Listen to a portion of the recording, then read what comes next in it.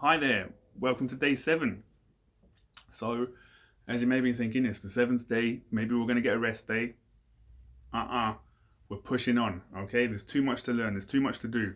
So, we are going to be learning 2 new notes today, and you're going to learn a classical song, and we're going to recap a little bit of chords, okay? So, quite a lot. Let's get straight into it. 2 new notes. We're going to learn F. So, that is going to be 1st fret on your top E string. And we're going to give F the colour black. Okay, now what comes after F? A, B, C, D, E, F, G. Okay, you're thinking, oh, I've already learned G. But remember, the notes come around in a pattern. They just keep on repeating. So on new G, we'll call it high G because it's high in sound.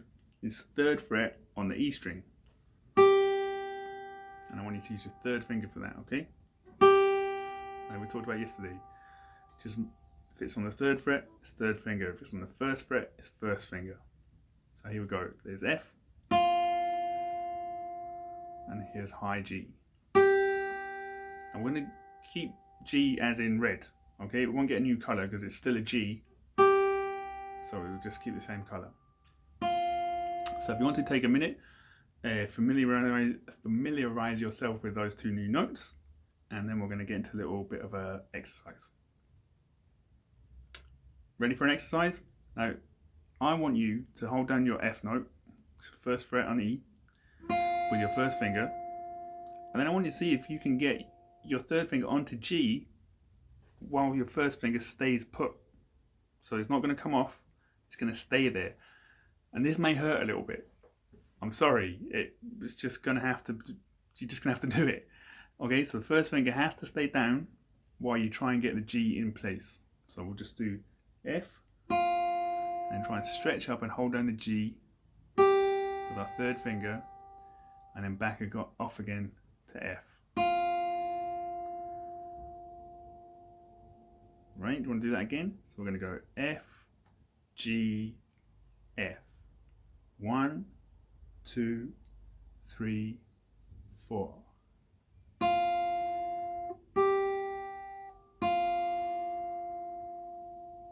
Okay, it's quite quick. Go get up and back off again. Try again. 1, 2, 3, 4. F, G, F. Alright, your hand's probably screaming at you right now, so just take it off, give it a little shake and relax, because now we're going to do something even harder. Alright, so I want you to now, you're going to stretch up, you're going to play C. We're going back to C, which you should know. And you're going to play C with your 1st finger, and then you're going to try and play D.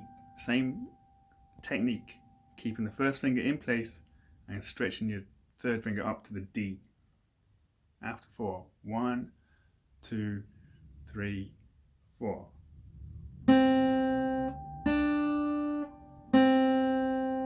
And again. In fact, no, take a little break, take your hands off, relax them. This is a very big stretch, especially when you're beginning.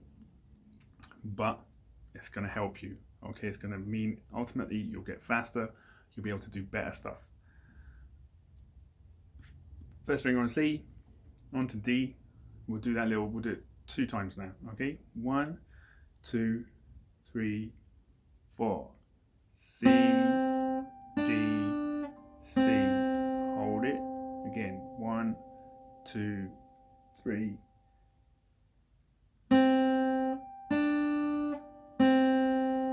Good.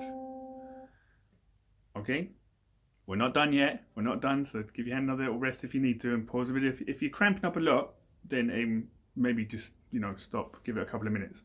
But if it's just a little bit uncomfortable, we're going to carry on. So what we're going to do now is we're going to climb down from G to C. So that would look like this. We're going to hold G, but with our 1st finger in place for F, and we're going to go G, F, then stretch across to get to D. This is tricky because you've got to change string as well. D, and then get your 1st finger to C. So it's G, F, D, C. And you're climbing down. So, but I want the starting position. Get yourself ready. like this. So finger on F and on G. Looking out for when we pivot over to the D. That's the technique here. Let's try it. 1, 2, 3, 4. G, F, get ready for D, then C. One more time like that, then we're going to reverse it. 1, 2, 3, and. Get ready for D, pivot to C. Let's go back up. So C, D, F, G. 1, 2, 3, and C, D, get ready for F, then keep it down for G. Now, okay, this is the last little bit. We'll go down and up, all in one smooth motion, and then you can have a proper rest. 1, 2, 3, 4.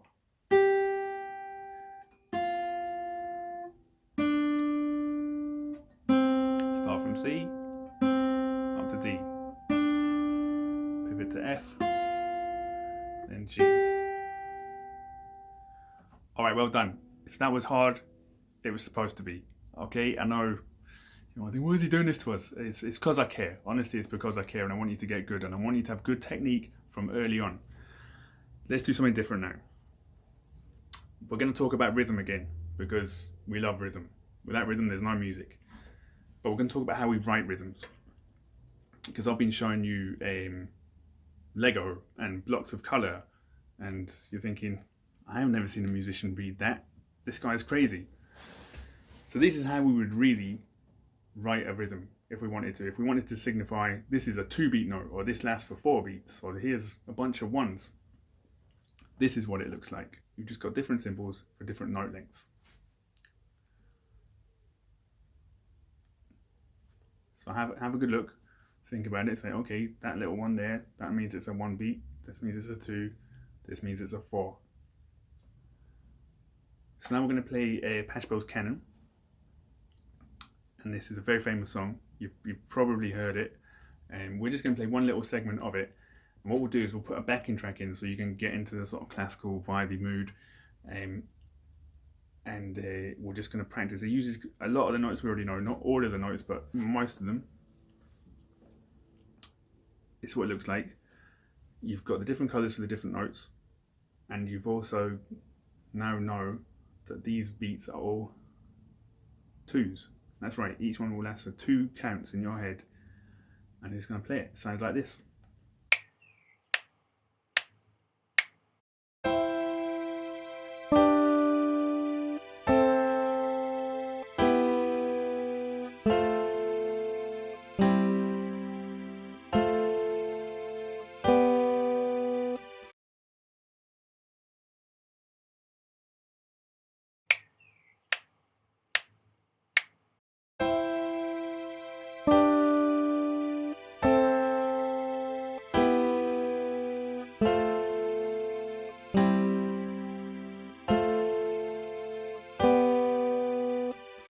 Okay, now I know that you guys are using the correct fingers for the correct notes. I can't stress this enough right now.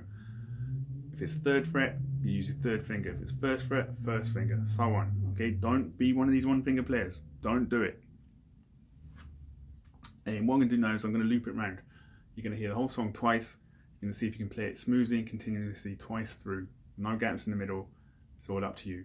Off you go.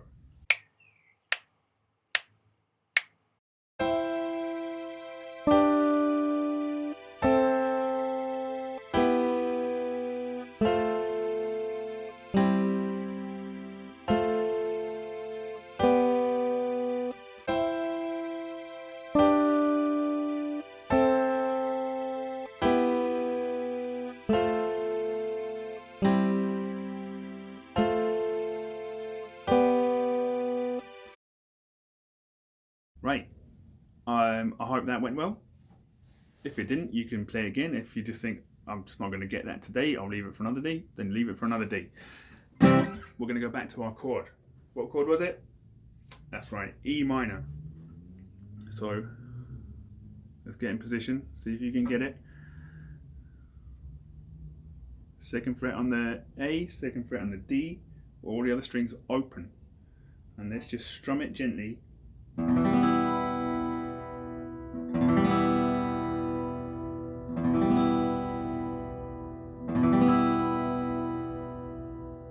Now, yesterday you may have not done this, but we're going to definitely do it today. We're going to do the same. We're going to play it going down, and lift our fingers off to strum up,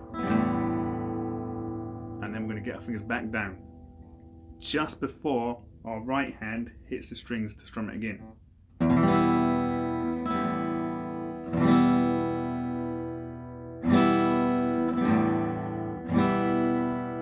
So I want you to concentrate on not trying to hit it really hard, not go crazy. You're raking, you're gently letting the pick go over the strings so you hear them all nice and clearly. And the same on the reverse. A little bit more force on the reverse, a little bit more arm movement when you're going back up, and then fall when you go down. Just a little bit though. Make sure, look at what you're doing. Look if your arm is going crazy and you're like all out of control. Okay, this is relaxing. Okay, just don't. You know what I'm saying. Like sometimes people get crazy. So nice and small actions to get good results.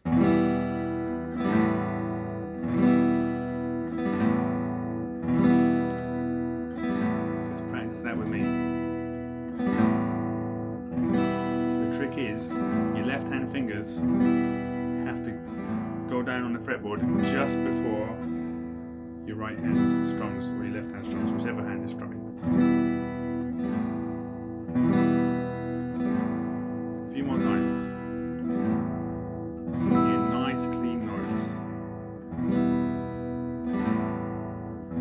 Once more.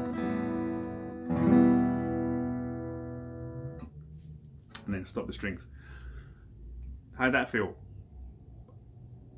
Hopefully it was sounding nice. Hopefully you were sort of getting the idea there. We're going to use the same chord and we're going to take it a little bit further now with the right hand. What you'll find is actually playing chords nicely is a lot to do with the strumming hand rather than the fretting hand.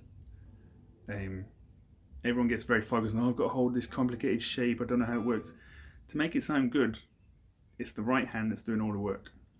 So we're going to hold down our E minor, and I want you to just pluck each string individually and see that they're all, first of all, this is a check. This is checking that everything's been held correctly and each note should sound. So it will sound like this. You can do rest strokes as you go along. That's what it should sound like. It might be sounding like this though.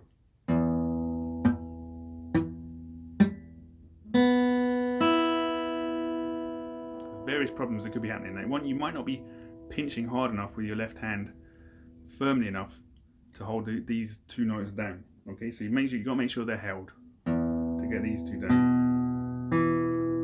Okay, so they're not buzzing.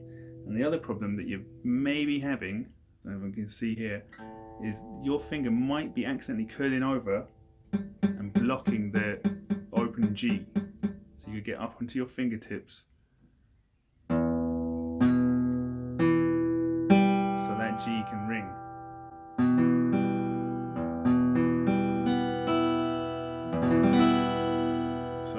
So don't be curling over, don't let your fingers go flat. And you might, we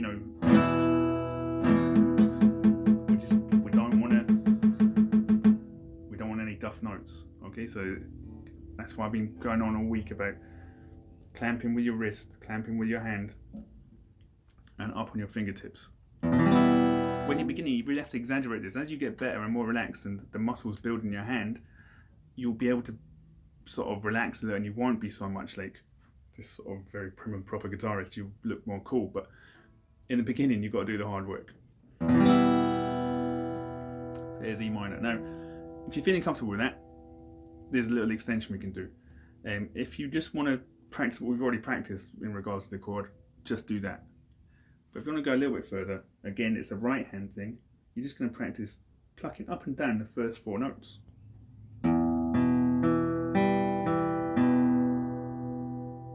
I'll go do that slowly, just starting from the bass E string, going up to the G and then back again. Always rest strokes.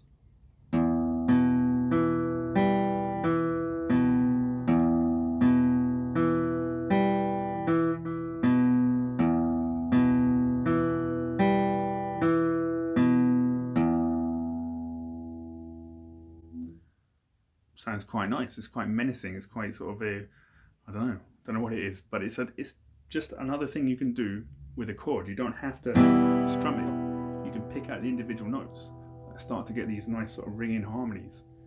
So just try that again maybe one more time, and then when you're done for the day. 1, 2, 3, 4.